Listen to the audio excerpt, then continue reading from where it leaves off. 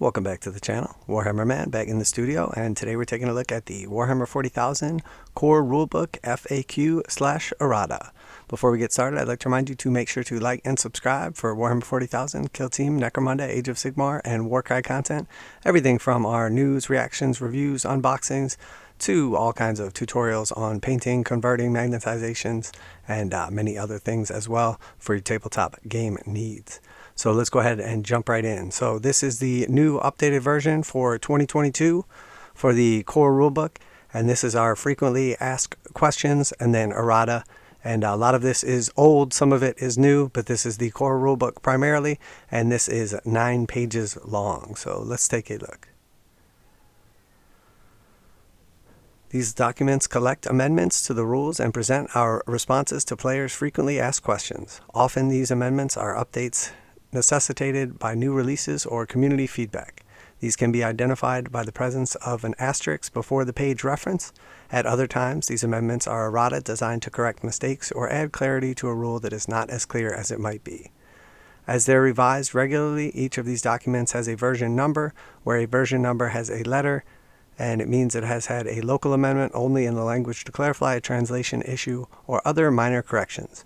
When a document is revised, the version number will be incremented and new updates will be highlighted in blue, while new errata and FAQ will be highlighted in magenta. So basically this is the version 1.4 of the Indomitus core rulebook, or the regular core rulebook, and then we'll see obviously the 1 point whatever revisions as well as blue and magenta writing to basically correspond to what has been changed. So from designer notes here, we have blast and multiple dice rolls. In addition to the errata here, we wanted to briefly add an additional example to explain what the blast rule works and when shooting a weapon that requires more than one dice roll to be determined in the number of attacks. For example, if a heavy 2d3 weapon with the blast rule targets a unit that has 6 or more models, and you roll a double 1 to determine how many attacks are made, as a result is less than 3, and so that weapon makes 3 attacks against that target. If the same weapon target a unit that has 11 or more models, the weapon makes 6 attacks against that unit. So obscuring and dense cover. Obscuring and dense cover are 2 terrain traits introduced with 9th edition that interact with the visibility. These rules do not overwrite the normal rules for determining visibility, though they are in addition to them. Specifically, even though the obscuring rules state that aircraft and models with wounds characteristics of 18 or more can be seen through obscuring terrain, they are still only visible and hence eligible targets if the firing model can physically see them. So if the terrain in question is solid and opaque, and they are still not eligible targets. Also, in the same way, the obscuring terrain blocks visibility when it is in between the firing model and its intended target. Dense cover terrain imposes a hit penalty whenever it is between the firing model and its intended target, with noted exceptions. It is not required for a unit to be fulfilling the criteria of gaining the benefits of cover as described for obstacles and area terrain for this penalty to hit rules to apply. But also note that any rule that ignores the benefits of cover, or that ignores the benefits of cover that impose a penalty on hit rolls, would still ignore that penalty. So all it's saying is essentially you still have to be able to draw line of sight regardless of what the rules say. So in order to be an eligible target, you have to be able to take your laser pointer, point it from the firer to the intended target, regardless of if it says it doesn't block models with 18 wounds or aircraft. And in the same way that even if you can draw a line of sight through a piece of cover that imposes a -1 to hit penalty, even though it is an aircraft and a 18 wound plus model, it still gains the minus to the benefit to hit, even though it does not gain the benefit of the actual cover. So just a clarification there. Setting up reinforcement units. The designer's note replaces the previously published reinforcement units and engagement range entry based on feedback from the gamers in the Warhammer 40,000 community. When reinforced units are set up on the battlefield, that unit typically must be set up so that it is more than a specified distance away from any enemy models. E.g., you can set up this unit anywhere on the battlefield that is more than 9 inches away from an enemy model. Whenever such a distance is specified, whether setting up reinforcements units on the battlefield, that distance always applies to the horizontal distance, even though normally you measure to and from the closest part of the model's base or hull. That means, if we were to use the above example, when the unit is set up on the battlefield, it must be set up more than 9 inches horizontally from any enemy models. Note that this also applies when setting up strategic reserve units as well as repositioned and replacement units. So essentially it is saying that you're going to use 9-inch horizontal markets as if the measurements as if the entire board is on one level. You're not going to be measuring diagonally. Therefore, that eliminates any potential for the less than 9-inch charges that we saw happening because of some kind of sketchy rules as written charge rules. So essentially, when you set up that unit on the battlefield, look down from above and pretend that the whole board is a 2-dimensional space, and then measure 9 inches from that. And then we see here in blue that we have occasionally a reinforcement unit that has a transport model will require any embarked units to disembark when that unit is set up, such as a unit with the drop pod assault ability. A unit that disembarks from a transport model that is reinforcements unit on that turn, that transport model is set up on the battlefield for the first time, is also considered to be a reinforcement unit. This only applies in the turn that the transport model is set up on the battlefield. If a unit disembarks from that transport model in a later turn, it is no longer considered to be a reinforcement unit. So basically what it's saying is, if you have to be 9 inches away for your drop pod to deploy, you drop the drop pod within or just outside that 9 inches. All the stuff that disembarks from it on that turn, because it has to disembark right away, also needs to stay more than 9 inches away. However, in future turns, if you have, say, a transport that disembarks like a grav tank or something, that deep strikes, that grav tank can land, and then in later turns, the guys can get out within that 9 inches. Say, for instance, your opponent shot it and destroyed it, but for the actual things that disembark the initial turn, like as soon as they're placed, you still have to be outside of that 9 inches.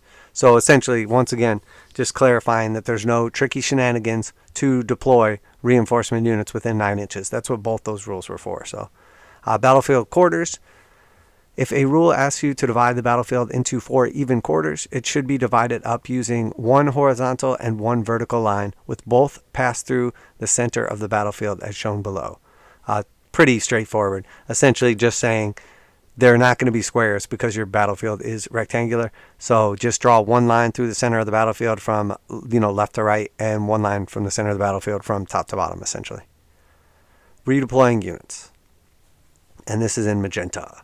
If a unit has an ability that allows it to be set up on a location other than the battlefield, or is eligible for a stratagem that allows a unit to be set up in a location other than the battlefield, and that unit is selected for an ability that allows it to be redeployed, that unit cannot be set up in any location other than on the battlefield unless specified in the redeployment ability itself. So you can't change where the unit is going to be set up.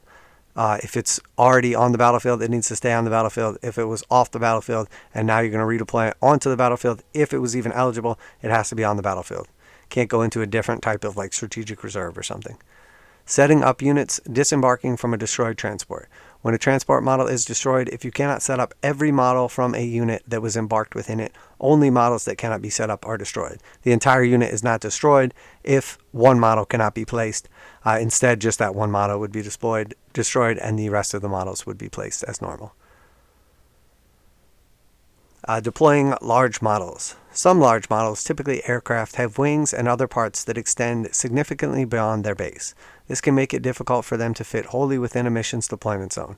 And whilst the deployment sequence of mission packs clearly state that no part of a model can overhang the edge of the battlefield, the edge of your opponent's deployment zone is not mentioned. The edge of your deployment zone is not mentioned. For clarity, such models can overhang a deployment zone if it is not possible to set them up otherwise. I hear if it is not possible to set them up without them overhanging their deployment zone, but when setting up on the battlefield, their base must still be wholly within their deployment zone. So we saw this with the Custodes Forge World transports. There was an issue, but essentially all this is saying is if you cannot deploy this large aircraft or any aircraft completely in your deployment zone without hanging off the battlefield edge, then you're allowed to deploy them completely within your deployment zone, overhanging your deployment zone edge. So they still cannot have any part hanging off the battlefield. They still must have their entire base in your deployment zone, but if necessary for deployment, their wings or whatever can hang over the deployment zone. So that's fine. I mean, that's how it should be. Psychic actions. While psychic actions are not in and of themselves psychic powers, they function in much the same way. For all intended purposes, when a unit attempts a psychic action, this is treated the same way as if they were attempting to manifest a psychic power. As such, triggers any rules that interact with manifesting a psychic power. E.g., rules that enable you to deny a psychic power can also be used to deny a psychic action. Note that a psyker can still only attempt to perform one psychic action in their psychic phase instead of attempting to manifest any other psychic powers. Note, however, that the range of a psychic action is never modified by any such rules. So essentially, psychic actions are psychic powers for all intents and purposes until they are declared not. Out of the phase rules and embarking on transports. We wish to add an example to explain how the out-of-phase rules apply to units. When a unit uses a rule to make a move as if it were the movement phase, all the normal rules that would apply in that movement phase apply when making that move. For example, models in that unit cannot finish that move within engagement range of any enemy models, and if every model in that unit finishes the move wholly within 3 inches of a friendly transport model, they can embark within that transport model following the normal movement phase rules regarding embarkation. Okay, so essentially out of phase rules that allow you to move or embark in transports still need to follow the same movement rules. So you can't use an out of phase movement rule to charge, but you can use a out of phase movement rule to embark in a transport. If every unit in the army rules. Many armies have abilities that only apply if every model in your army has a specific keyword. For example, many units in a Codex Space Marines have the Combat Doctrine ability, but this rule only applies if every unit in your army has the Adeptus Astartes keyword, with a few listed exceptions. The condition of every unit in the army is checked once after you have selected your army, which happens at the end of the muster army step of the mission sequence used in the mission pack. And such rules either apply for the duration of the battle. If the condition is satisfied at the end of the step, then those rules will apply throughout the battle, regardless of whether or not new units are added to your army during the battle that might not satisfy this condition. Similarly, if at the end of the muster army step, this condition is not satisfied, then it will not apply for the duration of the battle, even if during the battle you suffer casualties to the point where all your remaining units would start to satisfy the conditions. So essentially the rule is locked in during the muster phase, and then if there's any changes to your army composition throughout the battle via like a chaos spawn being created or some weird rule or whatever, it's not going to change it, and all of a sudden your army loses that special ability. Or if you have, similarly, if during the battle all of a sudden one of your units dies and then all your models do have that keyword, you don't suddenly gain that ability that you were otherwise restricted on. So it's locked in during the muster phase. Faction and sub-faction stratagem labels. In addition to faction stratagems that you gain access to, if every unit in the detachment is from a specific faction, e.g. Adeptus Astartes, Adeptus Mechanicus, Necrons, if you gain access to extra sub-faction stratagems, if those units are also from a particular sub-faction, e.g. Ultramarines, Metallica, Novek, etc., such sub-faction stratagems are considered to have the stratagem label of their faction for all rules and purposes. E.g., a Metallica stratagem is considered to have the Adeptus Mechanicus label. So essentially, the sub-faction stratagems are still considered to be part of the faction stratagems, but they're also sub-faction stratagems. At the start of, during, and after deployment. These terms are commonly used in many rules. We wanted to clarify when each of these happen in the mission sequence that appear in mission packs such as Open Hostility, Eternal War, etc. At the start of deployment, a rule that happens at the start of deployment is resolved at the start of the Declare, Transports, and Reserve step of the sequence. Combat squads, see Codex Space Marines, is an example of such a rule. So it's just specifying when the quote-unquote start of deployment is, and that is during the Declare, Transports, and Reserve step. During deployment. A rule that happens during deployment can happen any time between the start of Declare, Transports, and Reserve step and the end of Deploy Army step. This rule itself will provide further details as to exactly when it is used, but typically, if the rule lets you set up units in a location that is not on the battlefield, it happens during the Declare, Transports, and Reserve step. Otherwise, it happens during the Deploy Army step. Teleport, Strike, and Concealed Positions, see Codex Space Marines, are examples of such rules that are resolved at different times. A rule such as Teleport Strike allows a unit set up in a location that is not on the battlefield and is resolved in the Declare, Transports, and Reserve step. A rule like Concealed Positions triggers when set this unit up, which happens in the Deploy Army step. So just specifying. After deployment. These rules, which also include wording such as after both sides have deployed, after both sides have finished deploying, etc., happen in the Resolve Pre-Battle Abilities step. The Lord of Deceit Warlord trait, See Codex Space Marines, is an example of such a rule. After all of these rules have been resolved, the players move on to the Begin the Battle step, and the first battle round begins, triggering any rules that used when the first battle round begins. So essentially, after deployment there's like a large, line drawn, and deployment is now officially over, and then you can use abilities like this. So, has access to psychic disciplines. The term has access to is sometimes used in rules, typically in conjunction with relics, warlord traits, and other upgrades that allow psychers to know additional psychic powers. We wanted to clarify exactly what the term has access to means. If a psyker unit's datasheet says that it can know psychic powers from one or more psychic disciplines, then the psyker unit has access to these psychic disciplines. If a psyker unit has the option to know psychic powers from a different discipline in addition to the disciplines listed on their datasheet, then that psyker unit has access to that psychic discipline as well. If a psyker unit has the option to know psychic powers from a different discipline instead of a discipline listed on their datasheet, then the psyker unit has access to that psychic discipline instead. So essentially, for like Tzeentch, for instance, it is saying that if it gives you access to multiple things, then you have access to it. If it says you can have access to this or that, then you lose access to the first one if you take the that. So you get the this or the that. You don't consider to have both of them. So it essentially is limiting you from going double dipping where you're not supposed to be able to. Example, an army includes 2 Dark Angels librarians and full boss armor units. The unit datasheet says that each knows Smite and 2 psychic powers from the Obscuration discipline as part of Dark Angel's detachment.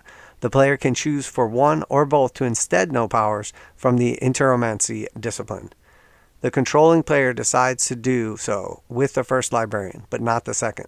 The first therefore knows powers from the Enteromancy discipline and so has access to this discipline. The second knows powers from the Obscuration discipline and so has access to this discipline. If the first psyker was also the bearer of the Tome of Malcador, it would know one additional psychic power from the Enteromancy discipline, while if the second librarian had this relic, it would know one additional power from the Obscuration discipline. So exactly what I just said. You're giving up your first discipline for your second discipline. Additional attacks for a pair of weapons.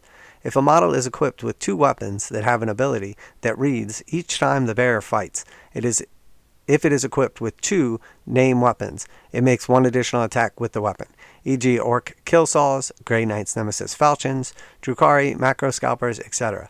That model only makes 1 additional attack, not 1 for each specified weapon in its equipment. So that's just rules as written or as intended. If you have 2 Falchions, you get your regular number of attacks plus 1 extra attack for the second Falchion. Updates and Errata. Page 210, Embark. Change the second sentence of the second paragraph to read, unless specifically stated, other units' abilities have no effect on units while they are embarked. The stratagem cannot be used to affect units while they are embarked.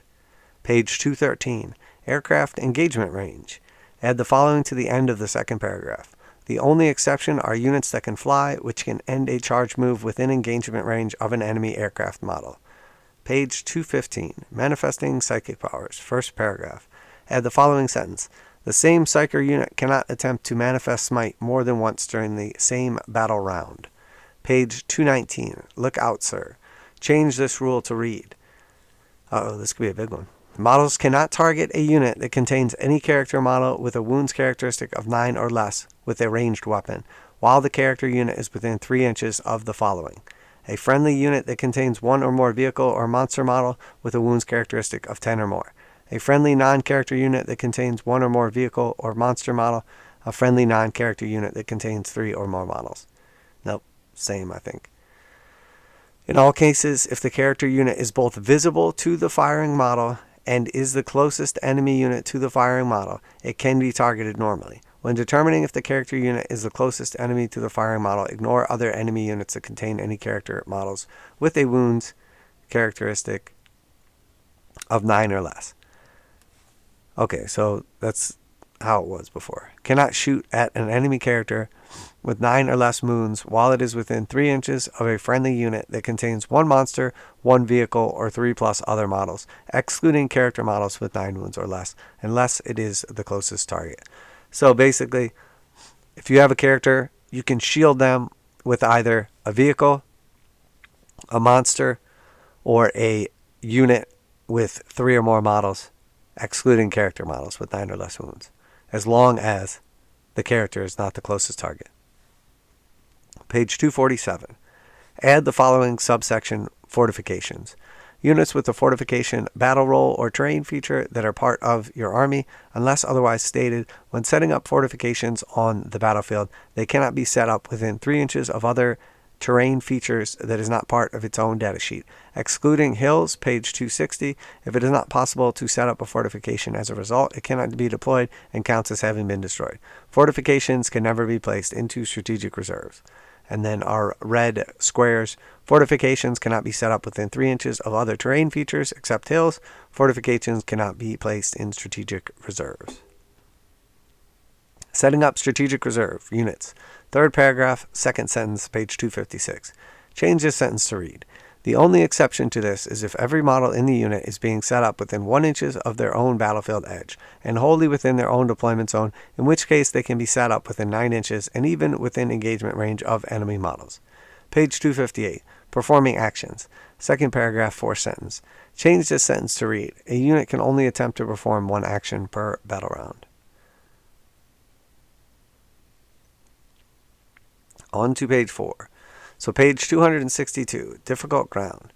Change this rule to read: if a unit makes a normal move and advances, or falls back, and any of its models wish to move over any part of this terrain feature, subtract 2 inches from the move characteristic of every model in that unit to a minimum of 0. Even if every part of the terrain feature is 1 inch or less in height, if a unit declares a charge and any of its models wish to move over any part of this terrain feature as part of the subsequent charge move, subtract 2 from that unit's charge roll, even if every part of the terrain feature is 1 inch or less in height. These modifiers do not apply if every model in the unit can fly. These modifiers do not apply if every model in the moving unit is titanic and the terrain feature is less than 3 inches in height. The height of the terrain feature is measured from the highest point on the terrain feature. Okay, so pretty much common sense. Subtract 2 inches when making a normal move, advance, fall back, or charge move over this terrain feature, unless the moving unit can fly, has the titanic keyword, and the terrain feature is less than 3 inches in height. Page 2. So it's basically just saying the whole unit is treated as one. You cannot say, well, all these guys are going to go around it, and then I'm going to use these guys in this unit to jump over it because they have excess movement. It's all or none. Page 263. Obscuring second paragraph, first sentence. Change this sentence to read: models that are on or within terrain feature can see and can be seen and targeted normally. Page 263, heavy cover.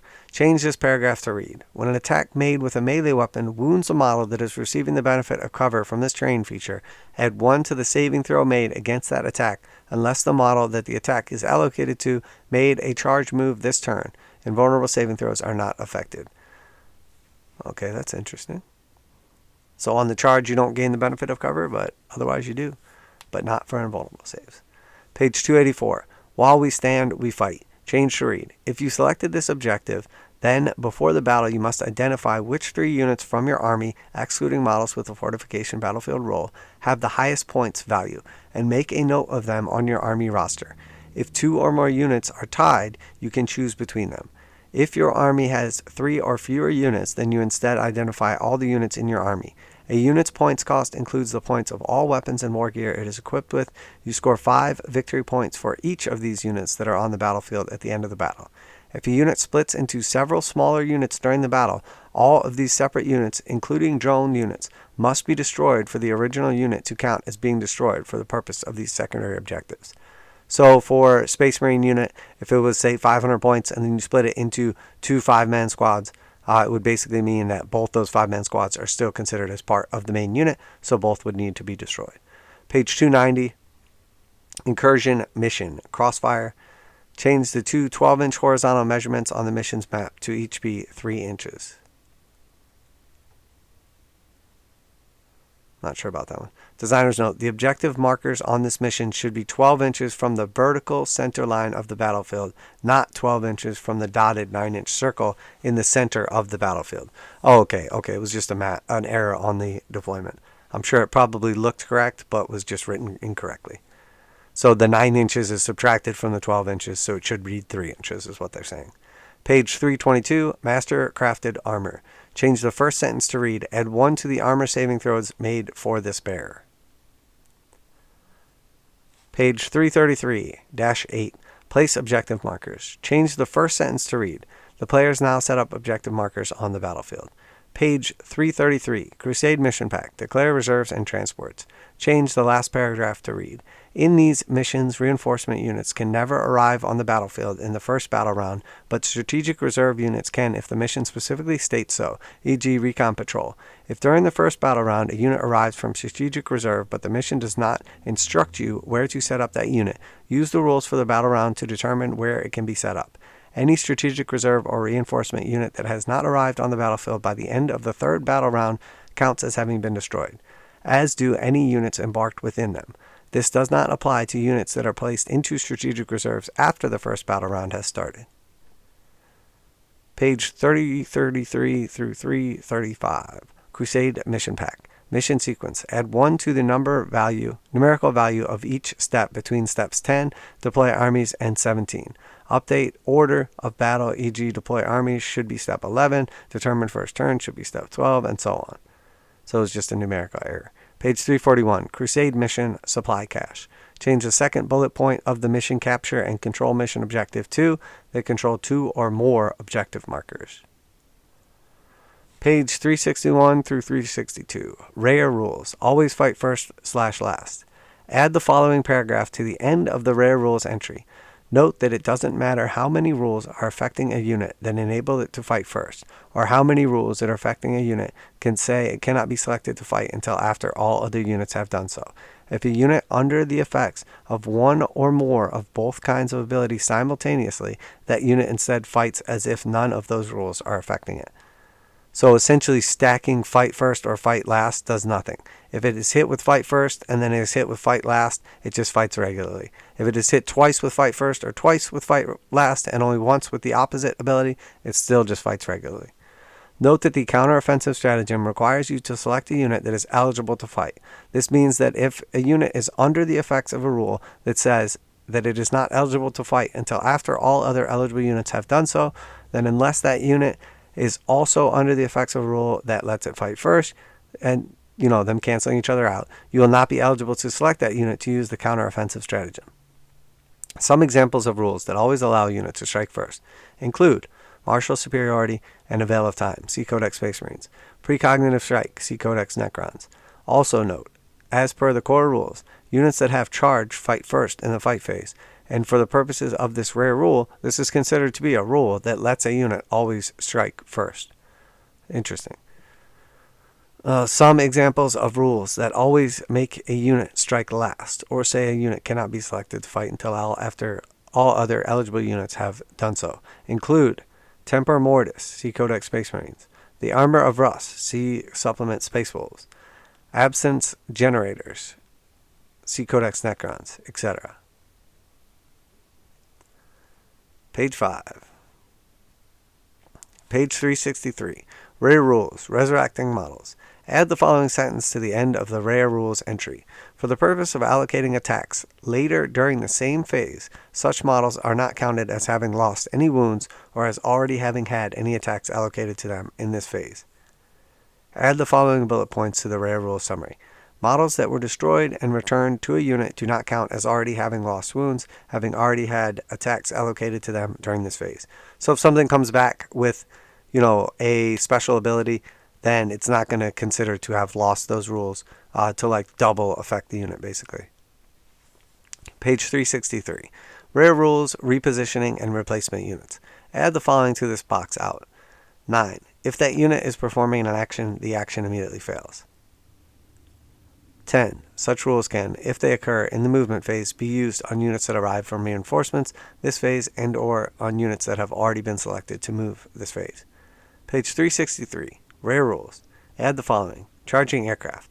It is not normally possible to end any kind of move within engagement range of enemy aircraft model. However, many aircraft models have the ability, e.g. airborne, that specifically say that they can only be charged by enemy units that can fly.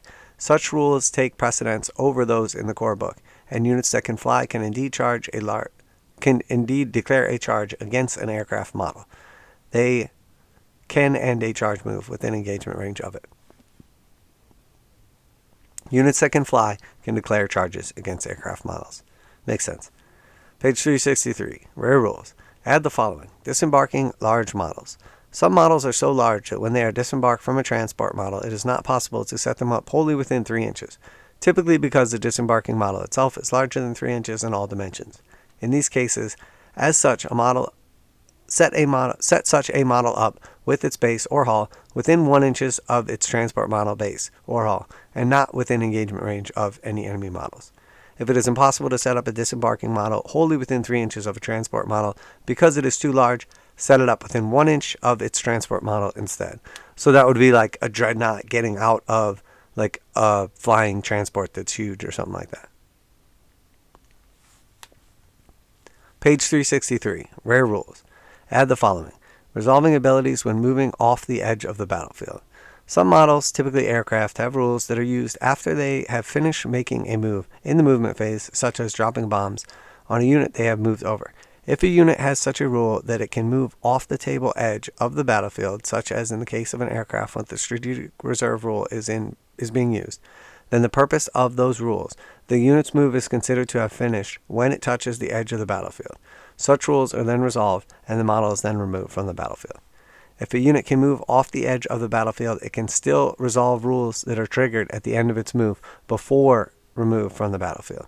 So it makes sense. If it's going to like drop a bunch of bombs, you move it to the edge of the battlefield. Before you pick it up from the battlefield, you resolve the bombs, then you pick it up from the battlefield. Page 363. Rare rules. Add the following. Attacks that make multiple hit rolls. Some rules, typically weapon abilities, tell you to roll more than one hit roll for each attack made. E.g., each time an attack is made with this weapon, make 2 hit rolls instead of 1. In this case, each hit roll is treated as a separate attack that is made against the same target. As such, all normal rules that are triggered by attacks or that apply to attacks, such as rerolls or modifiers, confer to other rules. Apply to each hit roll. Note that these additional attacks do not themselves result in more rolls being made. Okay, so for reroll purposes, if each hit counts as 2 hits, you can then use your reroll abilities to affect both of those hits. The second one just becomes a regular hit. It's not some second like sub hit that doesn't get the benefit of special rules. Some rules can generate additional attacks during the attack sequence itself. E.g., after resolving all the model's attacks, it can make a number of additional attacks against enemy unit equal to the number of attacks that did not reach the inflict damage step of the attack sequence during that fight. In these cases, these additional attacks can never benefit from rules that let you roll more than 1 hit roll for each attack being made. They can only ever generate 1 additional hit roll for each attack being made. But all other rules that are triggered by attacks or that apply to attacks, such as rerolls or modifiers conferring to other rules, apply to each additional hit roll. In addition, these additional attacks cannot themselves trigger any rules that would generate any further additional attacks. If a rule tells you to make more than 1 hit roll for each attack made, each hit roll is treated as a separate attack made against the same target. If a rule generates additional attacks during the attack sequence step, those additional attacks never benefit from rules that let you make more than 1 hit roll for each additional attack made, and they can never themselves generate additional attacks. Okay, makes sense. Page 6. Rare rules. Add the following. Preventing reinforcement units from setting up. Some rules prevent reinforcement units from setting up on certain parts of the battlefield. E.g., enemy units that are set up on the battlefield, reinforcements cannot be set up within 12 inches of this unit. Such rules always take precedence over rules that instruct you where you can set up reinforcement units. E.g., in the reinforcement step of one of your movement phases, you can set up this unit anywhere on the battlefield that is more than 9 inches away from enemy models. The only exception is units that arrive from strategic reserves that are set up within 1 inch of their own battlefield edge and wholly within their own deployment zone. In this case, strategic reserve units can be so set up, despite any rules enemy models have that would otherwise prevent it from being set up.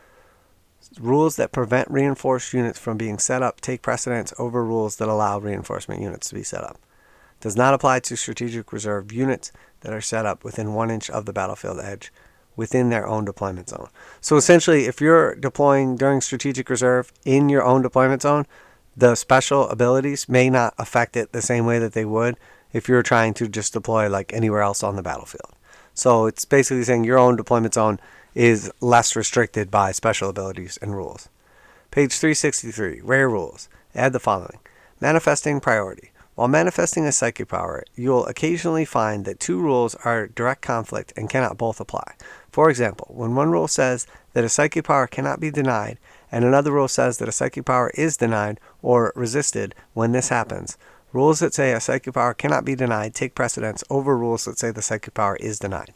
If a psychic power is manifested and is affected by conflicting rules regarding whether it can or cannot be denied, rules that say the psychic power cannot be denied take precedence. So that's your overruling. Can't be denied, doesn't matter, it just cannot be denied. Page 363, Rare Rules. Add the following. Defensive rules that apply to attacks with specific characteristics. Some rules only apply against attacks that have a specific characteristic. For example, each time an enemy attack with an armor penetration characteristic of -1 is allocated to a model in this unit, the attack has an armor penetration characteristic of 0 instead. Each time you determine if such a rule is triggered, and so applies, always use the modified characteristic of the attack at the allocate attack step of the attack sequence. In the example above, this means that if an attack which originally has an armor penetration characteristic of 0, but then is modified by another rule before the allocate attack step to be -1, then at the allocate attack step, it would then trigger the ability and be changed back to 0. So basically it's saying if you have a combat doctrine or something that gives your normally armor penetration 0 weapons, armor penetration -1, and then you're fighting an opponent who has a special ability that armor penetration characteristic of -1 becomes 0, then the initial one triggers, you go to allocate the damage, and then the defensive one triggers, and then it becomes 0. To determine if defensive rule applies against an attack, use a modified characteristic of the attack at the allocate attack step. So it basically just says this is when it triggers. Page 363, Rare Rules. Add the following. Stratagems that gain or refund command points. The advanced rules for command points state that you cannot gain or have refunded more than 1 command point per battle round because of any rules other than via the exceptions listed on page 245, such as the Battleforge command point bonus. However, there are a small handful of stratagems that let players gain or refund several command points when used, e.g. feeder tendrils and codex tyranids, so long as such a stratagem is used during a phase, i.e. not used before the battle or at the end of a battle round. The limit of gaining or refunding 1 command point per battle round does not apply to any command points gained via stratagems. The limit of gaining or refunding 1 command point per battle round does not apply to any command points gained via stratagems that are used during a phase. Breakout stratagem. So basically, if your stratagem says you regain a D3 command points, it's not then limited to 1 because of this rule. The same way that if you had something that said you regain 2 command points, it would not immediately just be nerfed down to regaining 1. So it's just giving override to the stratagem, basically. Page 363, Rare Rules. Add the following subsection. Scoring additional hits. When a model makes an attack, some rules will let you attack score 1 or more additional hits in a particular hit roll. E.g., each time an attack is made with this weapon, an unmodified hit score roll of 6 scores 1 additional hit. If the attacking model is also benefiting from any other rules that trigger on a particular hit roll, e.g., each time an attack is made with this weapon, an unmodified hit roll of 6 automatically wounds the target, then only the original attack benefits from those rules. If any additional hits are scored as a result of the particular hit roll, those additional hits are not considered to have been made with any hit roll. They simply hit the target and must continue the attack sequence for them, i.e. make a wound roll. If a hit scores additional hits, those additional hits do not benefit from any other rule that triggered the original attack's hit roll. So if you have a on 6s, you automatically wound, and on 6s you get a second hit, like score 2 hits instead of 1. The first hit automatically wounds. The second hit still needs to roll to wound as normal. It does not consider to have been triggered on a hit roll of 6. Page 363, Rare Rules. Add the following. Multiple attacks that inflict mortal wounds. Some attacks can inflict mortal wounds either instead of or in addition to the normal damage. If and when a unit is selected, shoot or fight, more than one of its attacks that target an enemy unit have such a rule, all the normal damage inflicted by the attack unit attacks are resolved against the target before any of the mortal wounds are inflicted on it. If a unit can make multiple attacks that inflict mortal wounds, all of the normal damage inflicted by all of the attacking unit's attacks is resolved before any of the mortal wounds are resolved. Page 363, Rare Rules. Add the following. Splitting units with pre-existing rules effects. Some rules enable one unit to split up into two or more smaller units. Each time this happens, any rules that the original unit was affected by when it splits, and which would continue to affect it for a specific duration from abilities, stratagems, psychic powers, etc., continue to affect all the individual units it split into, such a point as which they would normally have no longer applied. For example, if the original unit is within range of an aura ability when it is split, then the given individual smaller unit would only be affected by the aura ability if it was itself still within range of the ability after the split. Whereas, if the original unit was being affected by a psychic power that lasted until the end of the turn, at the point when it splits, all the smaller individual units would still be affected by it until the end of the turn. Makes sense. Rules that affect a unit at the time when it splits into several smaller units continue to apply all of those smaller units for the duration of the rule. Aura abilities only affect those smaller units whilst they remain within range of the ability. That makes sense. If a unit is in an effect range and then splits and it's no longer in the effect range, it only counts what's in the effect range. If a unit is affected by something that lasts for a certain duration and then splits, the whole unit is still, or both units are still affected by it until the duration completes. Page 363, Rare Rules. Add the following. Desperate Breakout and rules that prevent falling back. Some rules either prevent enemy units from falling back, or when a unit is selected to otherwise wishes to fall back, triggers a roll-off, test, or other dice roll that can result in the enemy being unable to fall back. In either case, a rule that prevents falling back takes precedence over Desperate Breakout stratagem, page 255. This means in the first case that using the stratagem on a unit would not enable it to fall back. You would be spending command points only for a chance to destroy some of your own models. In the second case, and the Desperate Breakout stratagem is used on a unit, then after rolling to see if any models in the unit are destroyed, any roll-off test or other roll is then triggered and resolved, which may result in the unit not being able to fall back. Note that in either case, if a rule prevents a unit from falling back, no models in the unit can make and hence end a fallback move as no additional models in the unit are destroyed. But the unit stratagem must use on will still use the unable to do anything else this turn. So there's no way to get out of not being able to fall back special ability by using the Desperate Breakout rule. But that is super confusing. Rules that prevent falling back take precedence over Desperate Breakout stratagem. Makes sense.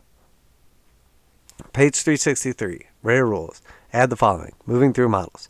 Some models have a rule that enables them to move through over models or move through over models as if they were not there.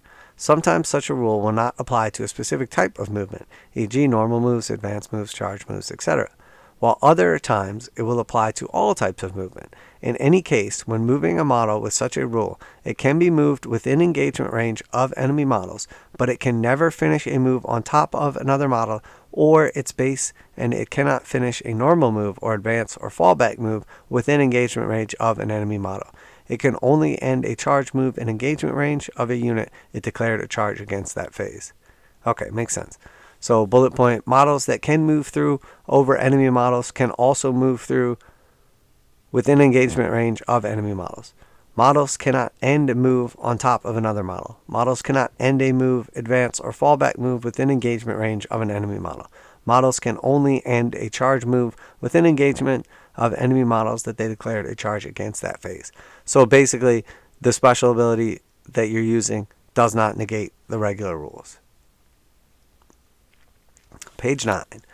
Page 363, Rare Rules. Add the following. Ignore wounds versus rules that prevent models from ignoring wounds.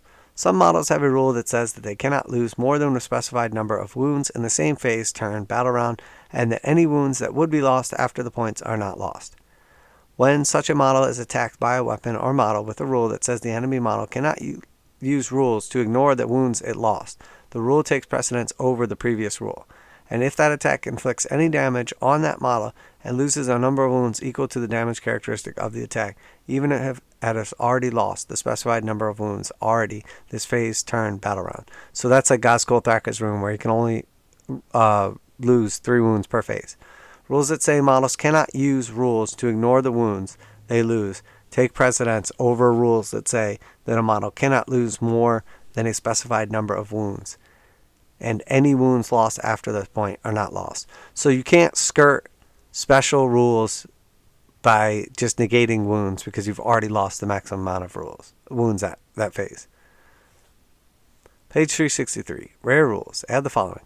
Shootings whilst embarked on a transport. Some rules, such as open-topped, enable units to shoot and make ranged attacks even while embarked within a transport model. Each time such an embarked unit is selected to shoot, the following rules must apply to it. Stratagems cannot be used on the unit in order to affect its attacks, and you cannot use the command reroll stratagem to affect any dice that made by its models or ranged attacks. So even though it can still shoot, it cannot be affected by stratagems in the same way as normal, because it's embarked.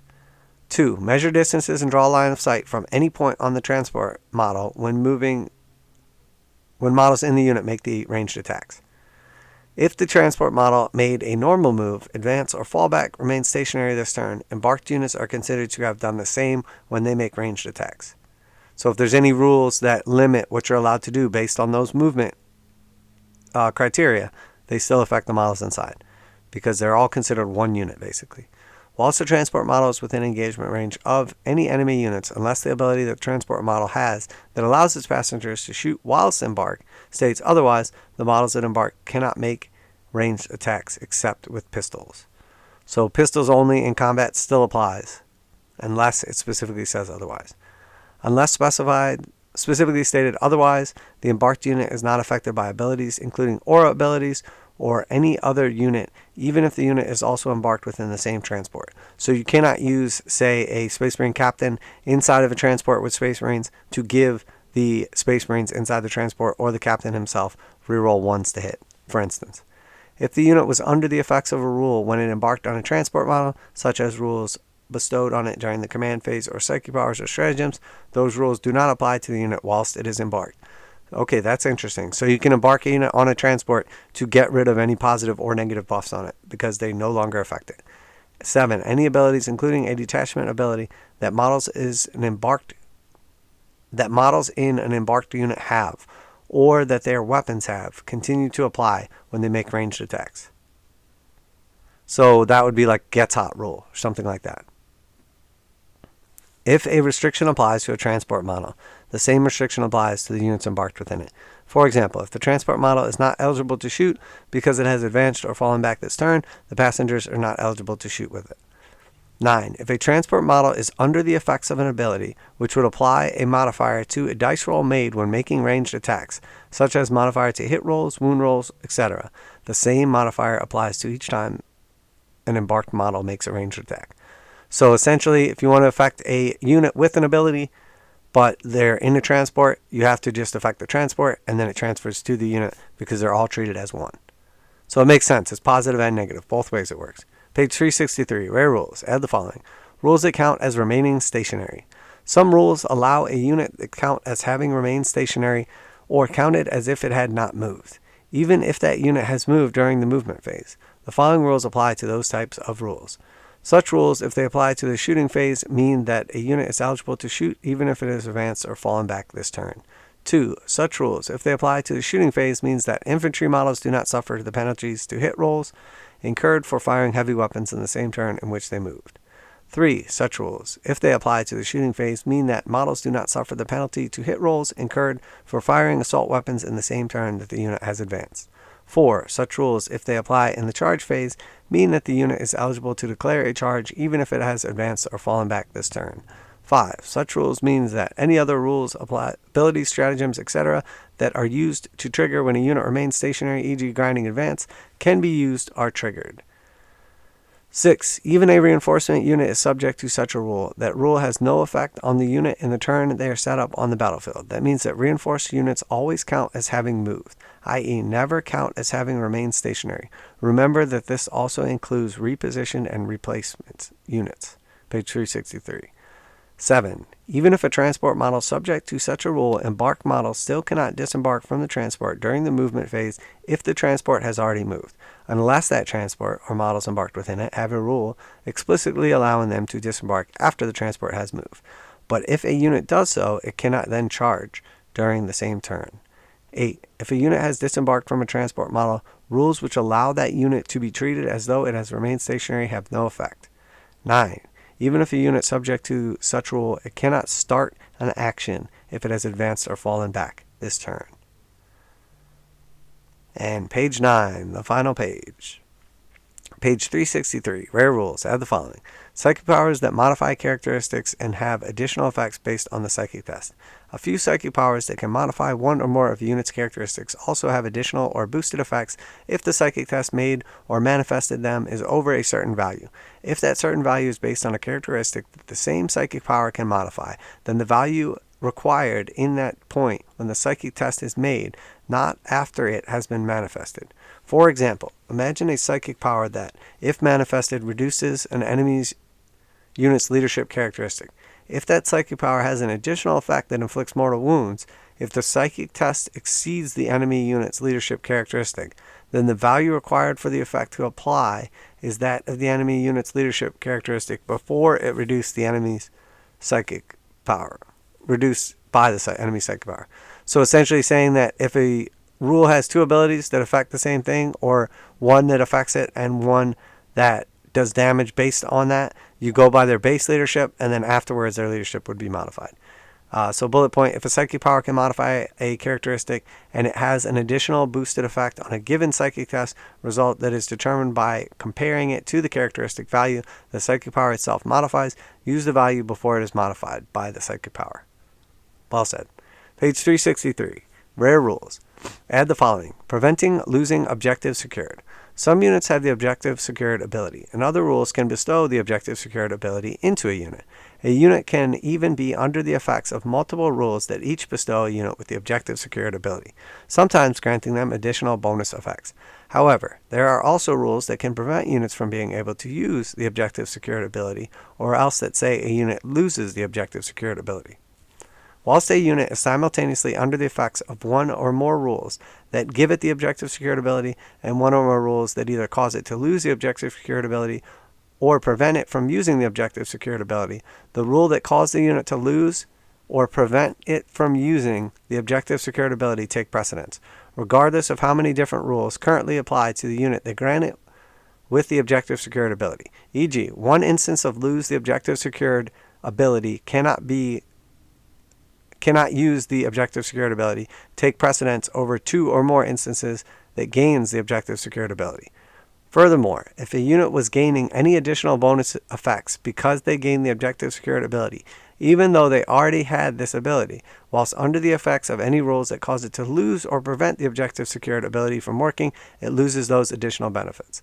Note that all the above also applies to any other ability that is similar in effect to the objective secured ability, i.e. any ability that enables the unit to control an objective marker it is within range of, irrespective of the number of enemy models within range of the same objective marker, e.g. Defenders of Humanity. So bullet point, rules that prevent the objective secured ability or say a unit loses the objective secured ability take precedence over all other rules that grant the objective secured ability. So that's a nice way to sum it up. Page 363, rare rules. Add the following. Modify the command point cost of stratagems. Some rules can modify the command point cost of certain stratagems, either by increasing or decreasing the cost of using a particular stratagem, or by changing the cost of it to a new value, e.g. OCP, or 0 command points.